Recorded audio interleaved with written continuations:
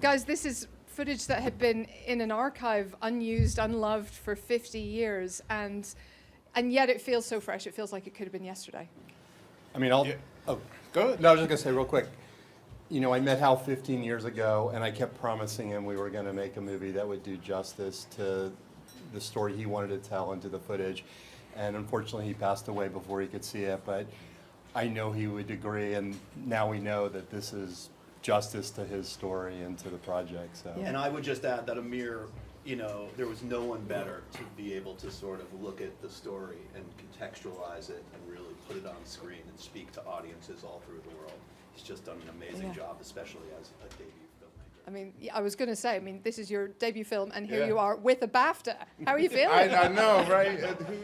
No, I'm just full of gratitude right now, and it just hit me that, 30 years ago, on a leap of faith, like me and 6 friends ponied our money together to buy 6 plane tickets to live in London. Like, I've lived here in Kennistown on Queen's Crescent for like 4 years of my life to start this band and to start this mission where I am right now. And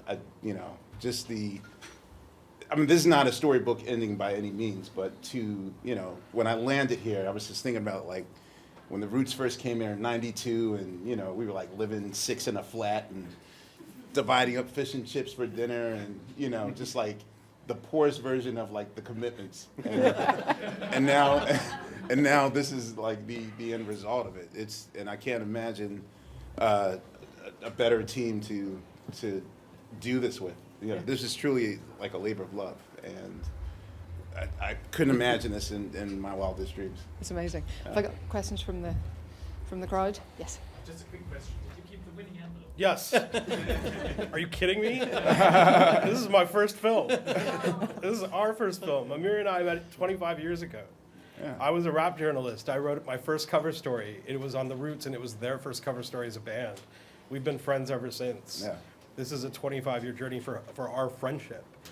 So yes, I kept the envelope. Yeah. How are you guys all going to celebrate? Booze.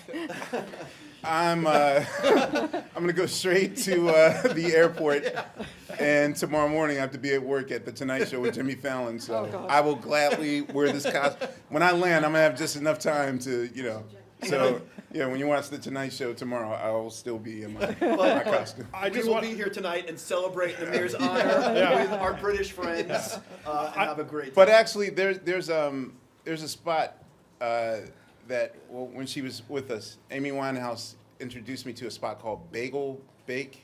Mm-hmm. It's a 24-hour bakery. Yes, on Brick Lane. Yes, you know what time it is. Yeah, like when we first started our friendship, like that was how we would always end like my London trips, and I always go there in honor of her, that sort of thing. So before I go to the airport tonight, I'm gonna go there and have a salted beef in her honor. So Yeah. we'll do that. Yeah. Question at the back. Say it again. They take bank cards. They do? Oh man, they're selling out, really? Brave New World. Yeah. Can I just ask, you must be blown away this has been called the greatest music doc in history, but can I just mention what you just said to me on the way in about your next one, which is going to be about Sly Stone? Yeah. Where you said, I might just top it. Can you tell us about that? We'll talk about faith. No, really, I think what's important, for me, in seeing Sly in this particular film, 10 days from that performance will be his Woodstock performance, which really turned him to a household name. And really that also starts the beginning of the next craziest 50 years of his life. And, at the time we were doing it, I kept saying, like, I really wish someone would make a documentary about what happened to Sly around Woodstock. And about 3 days later, out the blue, someone was like, hey, man, you doing the Black Woodstock thing? And I was like, yeah.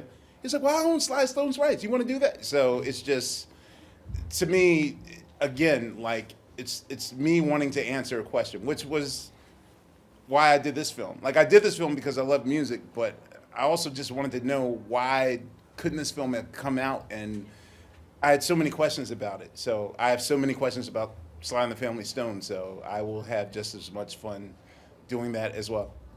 Awesome. Yes. So should we look out for your BAFTA on your drum kit tomorrow on the Tonight Show? Yes, I will put it on. If my girlfriend will allow me to do that, yes. I just also got to say, he was at the DJs last night in LA and hopped straight from there on a plane here to be here for this, because it is really important to us to be recognized by the British Film Academy. So thank you. Awesome. All right, well, thank you so much. Thank you. Ladies and gentlemen, Summer of Soul. Thank you. Congratulations.